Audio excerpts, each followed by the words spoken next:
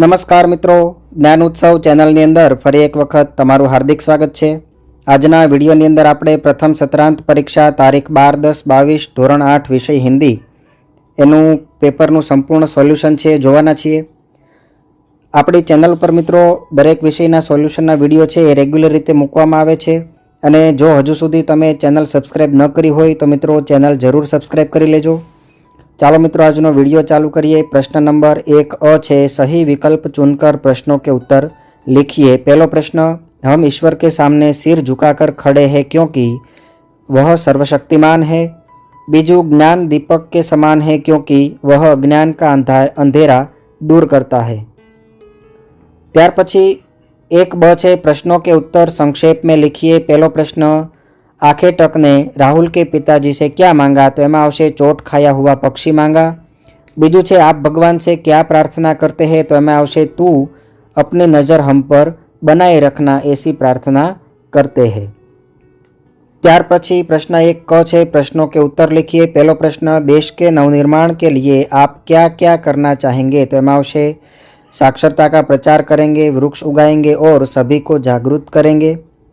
त्रीजू छे राहुल के पिताजी कहाँ भ्रमण करते थे और कब? तो एमां आवशे सुबह सुबह में राहुल के पिताजी उद्यान यानी कि बगीचे में भ्रमण करते थे। प्रश्न 2 छे सही विकल्प चुनकर प्रश्नों के उत्तर दीजिए। पहलो प्रश्न, दुष्यंत ने सर्वदमन को ऋषि कुमार समझ लिया क्योंकि उन्होंने सर्वदमन को ऋषि के आश्रम में देखा था। बीजू छे गांव में बड़ी हलचल थी क्योंकि लोग ईदगाह जाने की तैयारियां कर रहे थे। 2 छे प्रश्नों के उत्तर संक्षेप में लिखिए। पहलो प्रश्न, ममता को प्रत्येक लड़ने वाले सैनिक से नफरत थी क्योंकि उसके पिताजी को शेरगिल के सैनिकों ने मार डाला था इसलिए। बीजो प्रश्न, अंतरिक्ष यात्रा में किस प्रकार की मुश्किलें आती है? तो एमां आवशे खाने से लेकर नहाने तक की सभी क्रियाओं में मुश्किलें आती है। प्रश्न 2 छे प्रश्नों के उत्तर लिखिए। पहलो प्रश्न, गांव तथा नगर के जीवन में क्या अंतर है और तुम्हें कौन सा जीवन रुचिकर लगता है? मित्रों आ जवाब तमारे जाते लखवानो छे कारण के दरेक व्यक्तिनो जवाब छे आमां अलग अलग आवी शके। तमने गांवनुं जीवन गमे छे के नगरनुं जीवन गमे छे ए तमारे लखवानुं छे। बीजो प्रश्न, हामिद ने चिमटा ही क्यों खरीदा? तो एमां आवशे क्योंकि हामिद की दादी अपने हाथों से रोटियां अपने हाथों से उतलाते समय उसका हाथ जल जाता था और हामिद उसकी दादी की सहायता करना चाहता था इसलिए हामिद ने चिमटा ही खरीदा।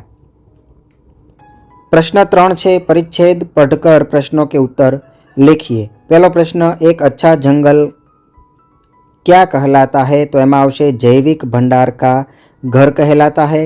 बीजो प्रश्न, जंगल को ज़्यादा छांटने या खत्म करने से क्या नुकसान होता है? तो एमां आवशे तो वे चीज़ें भी नष्ट हो जाती है जिसकी हमें कभी भी बहुत ज़रूरत हो सकती है।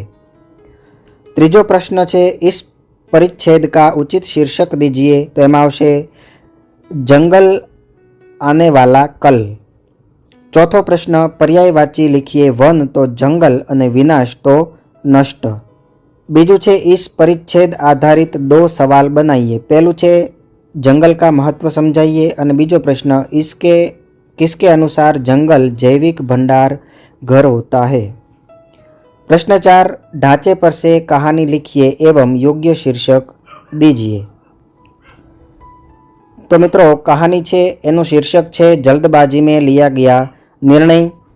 कहानी छे एक गांव में एक ब्राह्मण स्त्री रहती थी। उसने एक नेवला पाला था। एक दिन वह पानी भरने के लिए बाहर जाती है। जब लौटकर आती है और नेवले को खून से लथपथ देखती है तो उसे नेवले पर शक होता है कि नेवले ने जरूर उसके बच्चे की हत्या की है।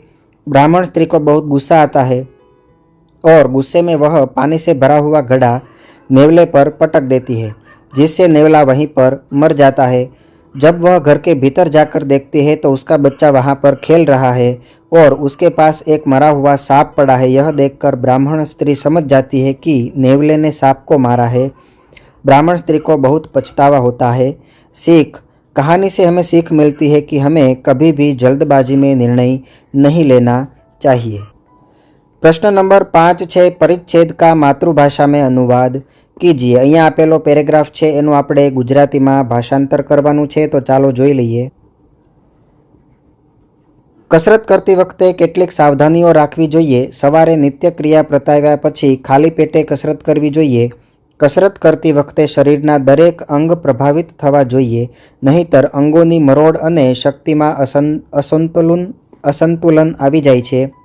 શ્વાસ લેવાની અને છોડવાની પ્રક્રિયા કસરત મુજબ ધ્યાનપૂર્વક કરવી જોઈએ, પરંતુ જો શ્વાસ રૂંધાવા લાગે તો તરત જ કસરત બંધ કરી દેવી જોઈએ.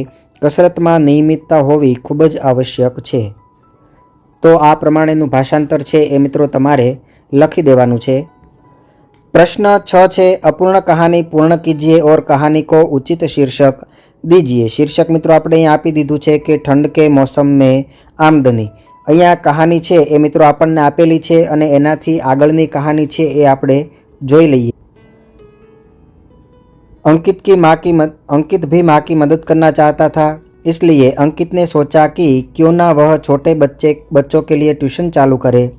अपनी सोसाइटी के बच्चों को पढ़ाने से जो आमदनी होगी उससे घर का खर्च भी निकलेगा और पढ़ाई के लिए पैसे भी मिल जाएंगे. और उसने यह विचार अपनी माँ को बताया और माँ ने भी उसे हाँ बोल दी. तो मित्रों आ प्रमाणेनी कहानी छे ए अहींया पूर्ण थाय छे. तमारे पण आवी रीते कहानी छे ए पूर्ण करी देवानी छे. त्यार पछी मित्रों प्रश्न नंबर 7 अ छे, समानार्थी शब्द देकर वाक्य में प्रयोग कीजिए. पहलू शब्द छे धरा, तो एनो समानार्थी धरती. वाक्य बनशे ये धरा भी मेरी माँ है. बीजो शब्द छे तरंग, एनो समानार्थी थशे लहर अथवा तो कंपन. वाक्य बनावीए बिरजू महाराज ने हमें घुंघरू तरंग सुनाई. 7 ब छे विरुद्धार्थी शब्द देकर वाक्य में प्रयोग कीजिए. शब्द छे आश्रित, एनो विरुद्धार्थी शब्द थशे निराश्रित. वाक्य बनशे नदी का बहाव मानसून पर आश्रित है. बीजू छे अवनति, एनो विरुद्धार्थी शब्द थशे उन्नति. वाक्य बनशे आपकी अवनति की शुरुआत हो गई है. प्रश्न 7 क छे मुहावरे का अर्थ देकर वाक्य में प्रयोग करे. पहलू छे यादें ताज़ा होना, तो एमां आवशे पुरानी बातें याद आना. एनो अर्थ थशे पुरानी बातें याद आना. वाक्य बनावीए आपको देखकर मेरी यादें ताज़ा हो गई. बीजू छे महारत हासिल करना, एनो अर्थ थशे किसी भी कार्य में कुशल होना. वाक्य बनशे विवेक ने संगीत में महारत हासिल की है.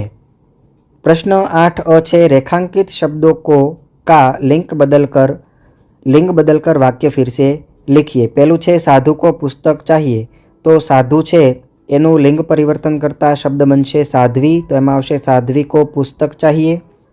बीजू छे युवक काम कर रहे हैं, तो एमां आवशे युवती काम कर रही है.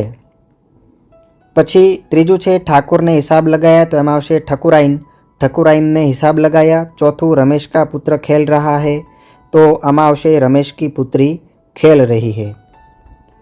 प्रश्न 9 छे रेखांकित शब्दों का वचन बदलकर वाक्य फिर से लिखिए. पहलू छे अध्यापक ने छात्र को कहानी सुनाई, तो एमां आवशे अध्यापकों ने छात्रों को कहानी सुनाई. वचन बदलवानुं छे. एक वचन होय तो बहुवचन करवानुं छे अने बहुवचन होय तो एक वचन करवानुं छे. बीजू छे लड़की ने नई सलवार पहनी है, तो एमां आवशे लड़कियों ने नई सलवारें पहनी है. त्रीजू प्रधानमंत्री ने अपने मंत्रियों से देश की समस्याओं पर बातचीत की. आ रीते वाक्य बनशे. चौथुं वाक्य कई रीते बनशे जोईए. लू चलने के कारण लताएं सूख गई है. लतानुं लताएं थई जशे. प्रश्न 10 अ छे उपसर्ग लगाकर नया शब्द बनाइए. पहलू छे ज्ञान, तो उपसर्ग लगशे प्र वत्ता ज्ञान एटले के प्रज्ञान, तो अहींया प्र उपसर्ग लाग्यो छे. बीजू छे देश, एनी साथे पर उपसर्ग लगावीए तो पर वत्ता देश एटले बनशे परदेश. ब छे प्रत्यय लगाकर नया शब्द बनाइए. पहलू छे शेर, प्रत्यय लागशे नी, शेर वत्ता नी एटले के शेरनी. बीजू छे सुन वत्ता ई, तो अहींया सुन लखवानुं छे मित्रों, भूल छे, जराक सुना लखी दीधुं छे. सुन वत्ता ई तो सुनई, सुनई लखवानुं छे. ना नहीं आवे, न आवशे सुनई.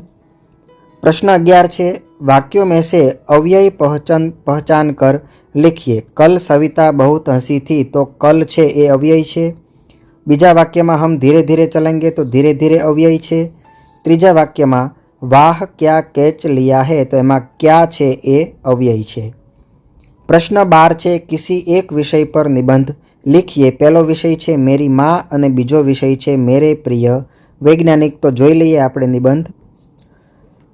મિત્રો, વિડીયો ખૂબ જ લાંબો થઈ જાય છે એટલા માટે મેરી માં ઉપરનો જે નિબંધ છે એ અહીંયા લખેલો છે। તમે વિડીયો સ્ટોપ કરી અને નિબંધ છે એ લખી શકો છો।